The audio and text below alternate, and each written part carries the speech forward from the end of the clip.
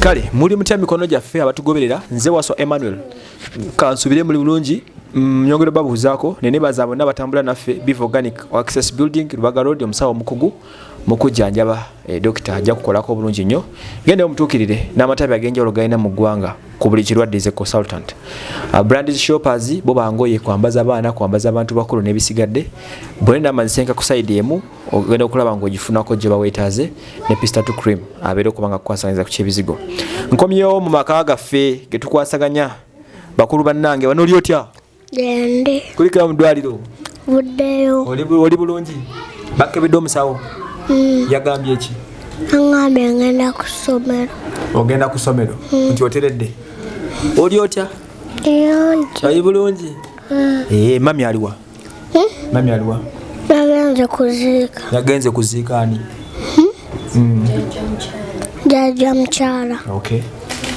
Kale tugenda tukawaawo kale tuzze okukyala nongana maka nsanze Mmere taliiwo ntegeddeko nti yagenze kuziika tujja kumanya yagenze kuziika what happened of course omuntu aba yafudde naye tuzze n'abagenyi babloga bannange ba youtubers bannange one of the finest the biggest female youtubers in the country that is Phiphijay the news anchor yankubidde ku simu n'angamba Emma njagala kukyalirako kumirako katono mubuuzeeko ndabeko ne kulamu bwabeeramu Phiphijay nsanyusa okulabako ojja kunyongera ku ddoboozi katono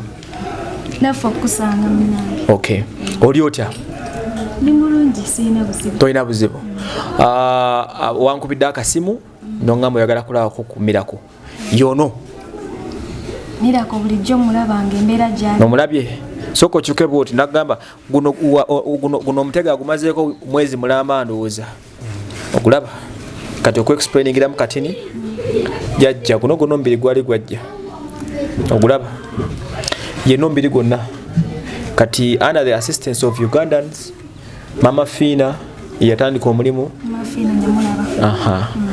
be basobodde okukyusa obulamu bw'omwana ono nga woobulaba wano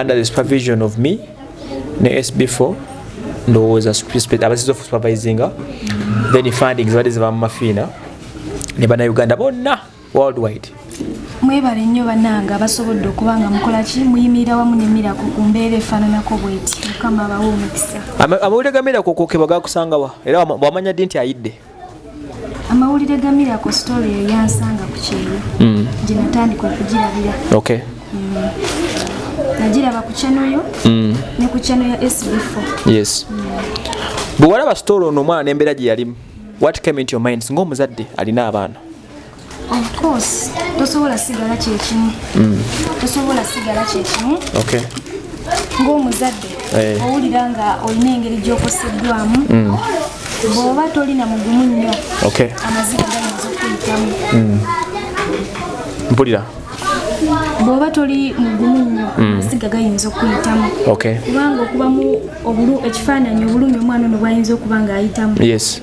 nga bo tebulojjera bweragana bwerazi bwokka kubanga bano tuzenga tumusala skin drafting ku ddwaliro la Coast Hospital you can imagine milioni nga 17 ezo zigenze mu ddwaliro mokka kati njogera ku serious money endala bannayuganda zibatuwadde we are over tulya katulimbu kadde nga 21 just to replace obulamu bw'ono omwana naye ng'ekyo kyakolebwa obulamu bwe bwayonooneka olw'abantu kugamba olw'abantu ab'emitima emibi saagala nnyo okukiremerako cause sina proof but it is said ti neighbor yakola ki just imagine tukitwaliremu eyo embeera perspection eyo abantu lwaki emitima mibi sisobola kutottola nti lwaki abantu emitima mibi kuba buli omu akola omutima omubi oba akola kyakola okusinziira ku ye nga ye abamu bwavu bwe bubatuusa ku ebyo abamu fitina futwa mpalana kutaagaliza nti bw'alabako munene akalungi ne kamuluma oba otegeera ebintu ebifaanako ebityo awo wasibuka n'okwegomba ennyo nga tebaagala ate kukola ebiseera ebimu okitegeera ebintu we bityo nga tayagala oli kumusingako wadde inchi emu kiviirako omuntu okubeera n'omutima omubi DJ Remy taata omuzadde you've seen you know ng'omuzadde omusajja kati nkubuuza nga ggwe taata amirako ono balina obutakkanya ne maama oyinza okwebuuza taata aliwa Kira kyembadde nzizaako. Yabagoba. Okitegedde? Yabagoba n'abasuulawo. Kati ffe tubayina. Njagala mu perspection y'omusajja, a father. Omuzadde okera ku makya. Kale katugambe nga mwanyigaganye ne Phiphijay. Osobola omugoba n'omugo agenda. Naye toyinza goba Phiphijay neki? N'abaana. Ate ng'ensonga evudde ku mwana. Aha, ensonga evudde ku mwana olw'okuba omwana yajja. Ate kyateeyagalira ye ng'omwana. Aha. Nobagoba n'ogoba n'ezzadde lyo. Natandika n'okulaga nti ono ye mwana. Oli takyali mwana because of nti lwakuba alabika bw'atyo. Maama we oyo ne taata we bebamu taata ne bebamu bonna yabazaala. Ono ye first born. Mwami Ngabirano. Ngabirano ye taata wa bano. Deno ne second born. Naye yatuuka ekiseera ng'ono gw'alaba ng'omwana nga ne bw'aleeta ebyokulya ewaka abiwoono oyo n'amugobayo mu kisenge bambi n'avayo ng'akaaba. Okimanyi nti yali asobola okumutta ye mwennyini. Nze nga kinkaabya n'amaziga. Toyinza butaka. Wanudde Mirako namugamba Mirako vaayo mu kisenge daddi mulekere blessing wo oba gw'ayagala. Era Mirako twatuuka okuva nga Mirako takyategeera daddi we. Ne ku simu in fact waliwo twayogera naye ku simu Mirako n'agamba nze temumpa daddi. Kati naye muli akiwulira nti ali denied omukwano ogwo omwana basensi. So kati embeera eyo gye yalaga omwana nga tesanyusa yadde nga baawudde alagono yemu nga kati oli bw'anafuna tugerezeeyo just oli n'abeerako damage yonna oli omwami n'atandika okulaga nti ono ye mwana yekka. Yes. That's the situation. Onayogera mama wabano omuto muganda mama Mirako. Nzira ku mama Mirako. Ekisooka kya byonna mama Mirako simusanze aliwa. Mama Mirako yagenze kuziika. Yagenze kuziika sengawo tumuyita ffe sengawo affe naye abajjajja waba Mirako. Yafudde ki? Yafudde accident, bagudde ku accident, babadde abantu bana ne bagwa ku accident, batukubidde gulo ssaawa zabadde ssaawa nga mmeka? Zabadde ssaawa 3 ez'ekiro. Bagenze kuziika Nakaseke. Ejjo mudole bavudde bulungi? Nagenze nabo. Wagenze nabo? Oyinza okumpa ku ripooti kabino nnyo tujja kudda ku nsonga eri. Asooka tube ku ripooti y'eddwaliro atubule ku byabaddeyo. Ripooti y'eddwaliro yabadde bw'eti. Batulaze nti Mirako agenda okusomero bayinza obutamu okumuddako mulongoosa mangu. Batulaze nti bagenda mumuleka asome ng'akyalina ekintu ekyo nga we mukiraba. Musawo n'agamba tube nga tumukozesa practice abe nga akola practice omukono ogwo tebagenda gujjako kintu ekyo ogujjako ng'akolamu ku practice then nga we bakizaako. Ekitegeeza tukyalina ogula bandage? Tukyalina ogula bandage n'oyo gundi gwe tuteeka munda okuwanirira omukono guleme muluma mu kiri ekintu kuba kikaluba. Bateekamu kaki? Pamba? Kapamba kali awo kaakano kafulumye naye. Wow, so naye nga baatugambye nti ripooti eraga bali bulungi? Batulaze ali fine kuba musawo yabadde happy nnyo bannaye mikwano gya Mirako. Musawo yabadde musanyufu nnyo ng'alaba Mirako omukono ogukola we guti kuba gwali gwayegattira wano we wati. Gwatadde amanyi oguwanika n'aguteeka wati ku nkoona. Nja kwagala okudda later on nja kukomawo oluvannyuma tusobole okuba nga tulaba kati ekyo kijja kuba mami ng'akomyewo naye kikasa mumpadde guli eddungi.